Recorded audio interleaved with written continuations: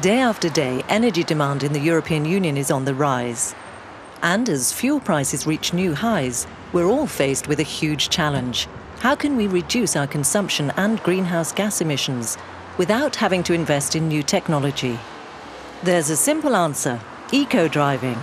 A few good habits which any driver can learn and use with any vehicle will help save money, prolong the life of the engine, and actively contribute to protecting our planet.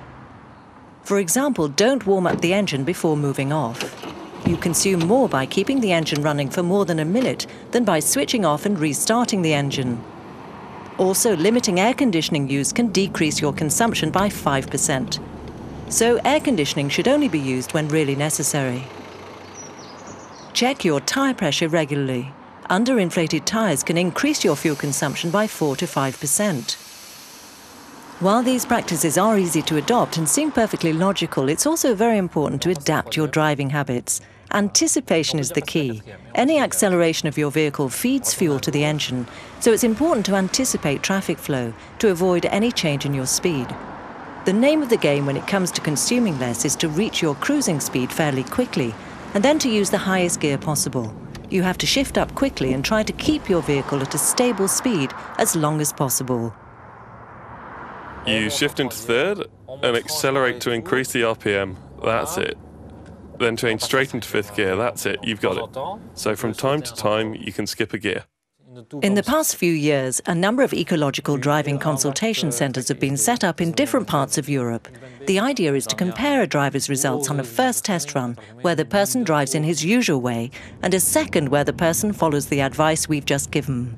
On the first run, we were at 7.3 litres per 100 kilometres. What do you think our score was this time? 6 litres? We reached 4.96 litres. By applying these rules to the letter, the driver covered the 10-kilometre run 1 minute and 14 seconds faster than the first time, while consuming 23 centilitres less. He drove 3 kilometres without using the accelerator and used the brake only half as much as for the first run. Over 10 kilometres based on a petrol price of €1.40 per litre, the driver saved 35 cents.